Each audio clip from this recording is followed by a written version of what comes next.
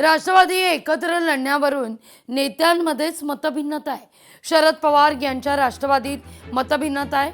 दोनही राष्ट्रवादी एकत्र लढण्यासंदर्भात लवकरच निर्णय घेऊ असं धैर्यशील मोहिते पाटील म्हणतात.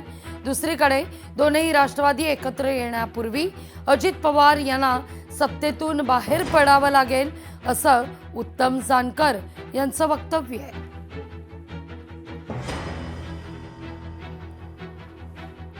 काल आमची राष्ट्रवादी काँग्रेस अजित पवार साहेबांची बैठक झाली.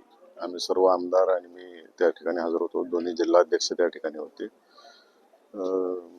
दोन्ही पक्षांची युती कशी करता येते या दृष्टिकोनातून चर्चा झाली. काल त्यांना आम्ही सांगितलं आज दिवसभर बसतो, जो काही निर्णय असेल ते 2 दिवसामध्ये कळवतो असं त्यांना सांगितलेलं आहे. काय आमदारांची आता प्रत्येकाची मतं जाणून घ्यायला लागलेलं आहे. आम्ही आज रात्रीपर्यंत सगळ्या गोष्टी फायनल होतील.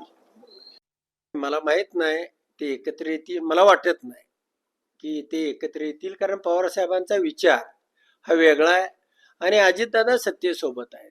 त्यामुळं मला म्हणजे अशी बिर्याणीमध्ये गुळवणी चालेल का नाही मला वाटत नाही.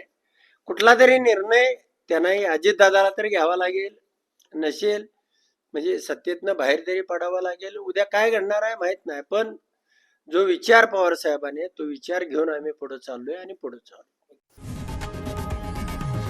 लोकशाही मराठी ऐका, पहा, जागरूक रहा.